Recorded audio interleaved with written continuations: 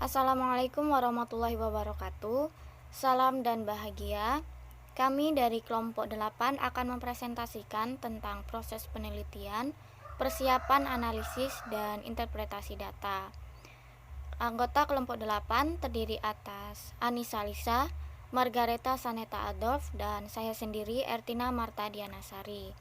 Baiklah, selanjutnya saya akan menjelaskan tentang persiapan analisis. Tujuan analisis data adalah menyediakan informasi untuk memecahkan masalah. Tahapan-tahapannya antara lain yang pertama proses pra-analisis, yang kedua penyuntingan data, proses yang bertujuan agar data yang dikumpulkan memberikan kejelasan, dapat dibaca, konsisten, dan komplit. Kemudian pengembangan variabel, hal ini diciptakan untuk analisis tertentu berkaitan dengan tujuan studi. Yang keempat, pengkodean data atau data coding, menerjemahkan data ke dalam kode, biasanya kode angka, yang bertujuan untuk memindahkan data tersebut ke dalam media penyimpanan data dan analisis komputer lebih lanjut. Yang kelima, cek kesalahan. Proses ini mempunyai dua tugas, yaitu meyakinkan bahwa semua tahap pra-analisis sebelumnya telah dilakukan dengan benar, dan data yang telah diberi kode harus dicek kembali untuk mendeteksi kemungkinan adanya salah ketik. Yang keenam, pembentukan struktur data. Yang ketujuh, pra-analisis cek komputer. Hal ini dilakukan dengan menampilkan tabulasi frekuensi. Yang kedelapan, tabulasi. Analisis data ini terdiri atas beberapa langkah analisis, yaitu yang pertama persiapan, kemudian tabulasi, dan yang terakhir penerapan data sesuai dengan pendekatan penelitian. Yang pertama, persiapan. Langkah persiapan ini adalah memilih atau menyortir data sedemikian rupa sehingga hanya data yang terpakai saja yang tertinggal. Yang pertama, melengkapi data responden. Ini terdiri dari beberapa. Yang pertama, melengkapi data responden jika ada kuesioner yang kosong. Yang kedua, jika ada kolom jawaban yang kosong atau tidak diisi, ada cara mengatasinya. Yang pertama, diisikan dengan data dari nilai tengah atau skala interval. Yang kedua, biarkan kosong dengan risiko jumlah sampel kurang. Yang ketiga, diisikan dengan nilai rata-rata dari seluruh data yang masuk. Dan yang terakhir, mengisikan data acak untuk menilai kisaran bagi data tersebut. Kedua, editing. Ini pengecekan atau pengoreksian data yang telah dikumpulkan karena kemungkinan data yang masuk atau terkumpul tidak logis atau meragukan. Tujuannya yaitu untuk menghilangkan kesalahan-kesalahan yang terdapat pada pencatatan di lapangan dan bersifat koreksi. Kekurangan atau kesalahan data dilengkapi dan diperbaiki. Selanjutnya, tabulasi. Ini Gere Burrough mengemukakan klasifikasi analisis data sebagai berikut. Yang pertama, tabulasi data. Yang kedua, penyimpulan data. Yang ketiga, analisis data untuk menguji hipotesis. Dan yang terakhir, analisis data untuk tujuan penarikan kesimpulan. Adapun kegiatan tabulasi meliputi 1. Memberikan skor terhadap item-item yang perlu diberi skor. Yang kedua, memberi kode terhadap item-item yang tidak diberi skor. Kemudian mengubah jenis data yang disesuaikan dengan teknik analisis yang akan digunakan. Dan yang terakhir, memberikan kode pada semua variabel untuk pengolahan data jika menggunakan komputer, berupa kolom dan baris yang keberapa, seperti itu. Kemudian yang terakhir, penerapan data sesuai dengan pendekatan penelitian. Ini pengolahan data yang diperoleh dengan menggunakan rumus-rumus atau aturan-aturan yang ada sesuai dengan pendekatan penelitian atau desain yang diambil. Analisis data penelitian deskriptif.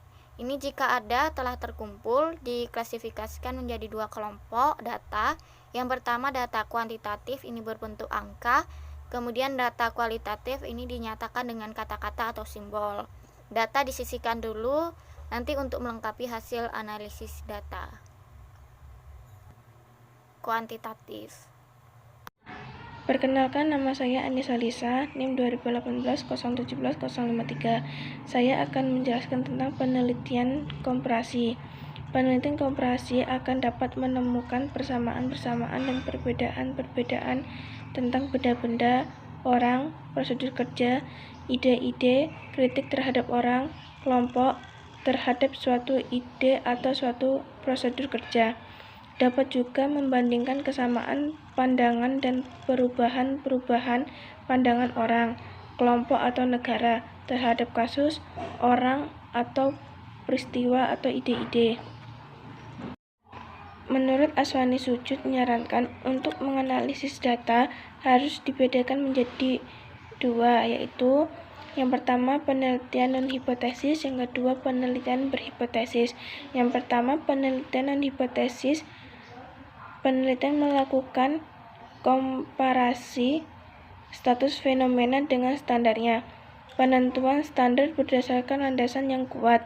Yang kedua penelitian berhipotesis, ditinjau dari analisis data. Perbedaan antara penelitian non-hipotesis dengan penelitian berhipotesis terletak pada yang pertama, belum dan telah dirumuskan kesimpulan sementara oleh peneliti. Yang kedua, langkah-langkah suatu analisis data, yaitu menarik kesimpulan. Selanjutnya, penelitian korelasi bertujuan untuk menentukan ada tidaknya hubungan, dan apabila ada berapa ertanya hubungan serta berarti atau tidaknya hubungan itu. Yang kedua,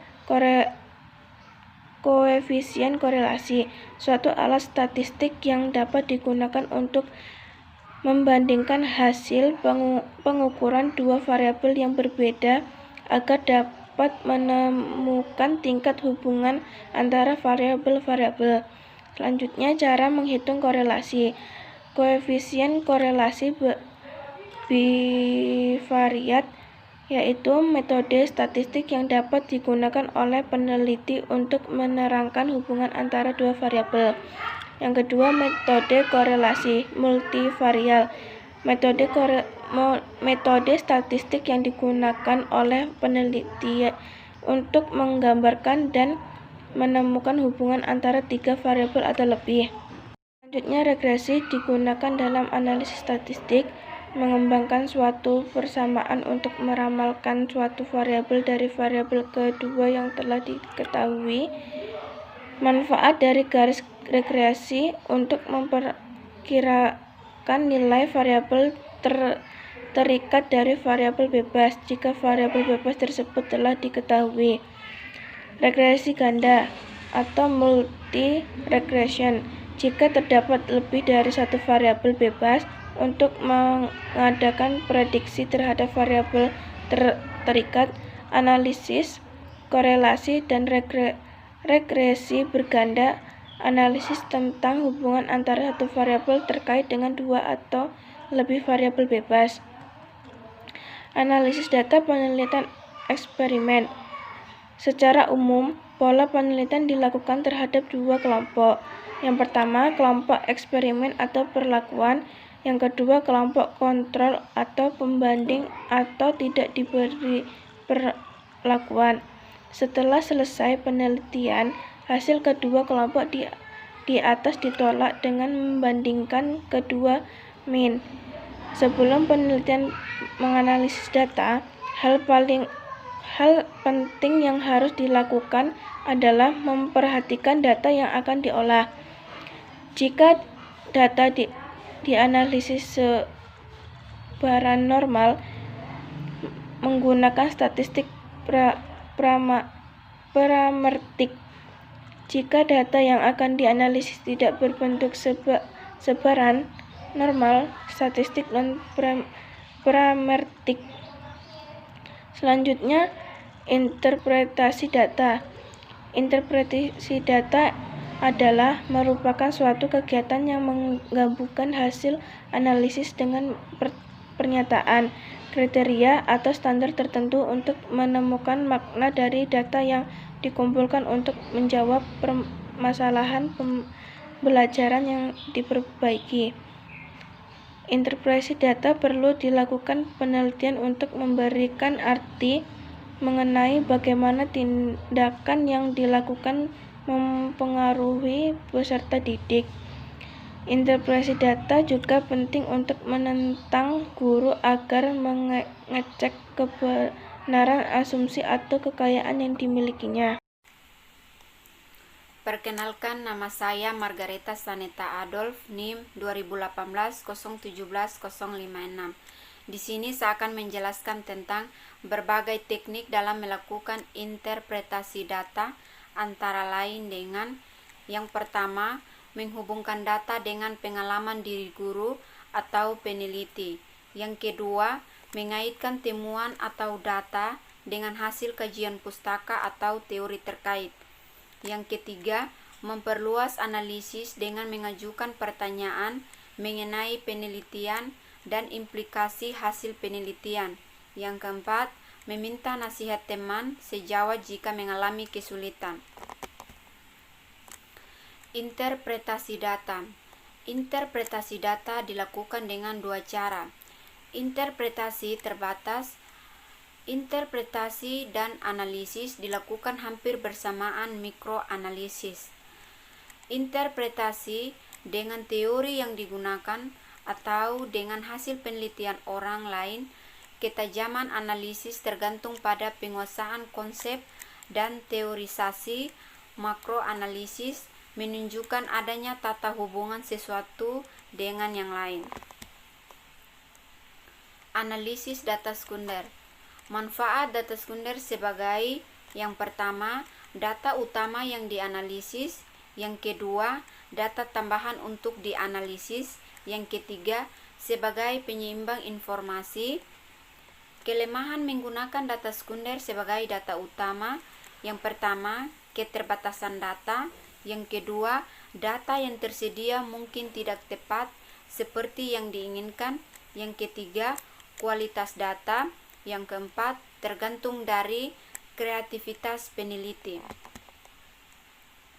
Keuntungan menggunakan data sekunder sebagai data utama. Yang pertama, lebih ekonomis. Yang kedua, lebih cepat memperoleh data. Yang ketiga, sedikit melibatkan orang. Yang keempat, memungkinkan untuk melihat tren dan dimungkinkan menganalisis data berdasarkan pada perbandingan antar waktu. Yang kelima, penelitian tidak berhadapan langsung dengan masalah pengumpulan data. Dan yang keenam, cakupan data lebih banyak. Keterbatasan data. Yang pertama, indikator yang ada tidak sesuai dengan konsep yang ingin diteliti. Yang kedua, konsep atau definisi operasional yang digunakan oleh peneliti berbeda dengan yang digunakan dalam mendapatkan data, misalnya umur pekerja anak, pengangguran atau setengah pengangguran. Penggunaan data sekunder sebagai data utama. Yang pertama, menentukan tema umum. Yang kedua, mencari data yang dapat digunakan. Yang ketiga, melihat kode book untuk mendapatkan inspirasi mengenai variabel yang bisa dianalisis. Yang keempat, misalnya tema, kemiskinan, subtema. Kesejahteraan RT yang dikepalai perempuan. Data yang dibutuhkan, hubungan dengan KK, jumlah anggota RT, pekerjaan, dan lain-lain. Analisis data. Jika menggunakan data primer, yang pertama dimulai dengan menentukan tema. Yang kedua, merumuskan pertanyaan penelitian. Yang ketiga, melakukan penelitian. Yang keempat, analisis. Menggunakan data sekunder. Yang pertama, menentukan tema. Yang kedua, ketersediaan data. Yang ketiga, eksplorasi variabel. Dan yang keempat, analisis.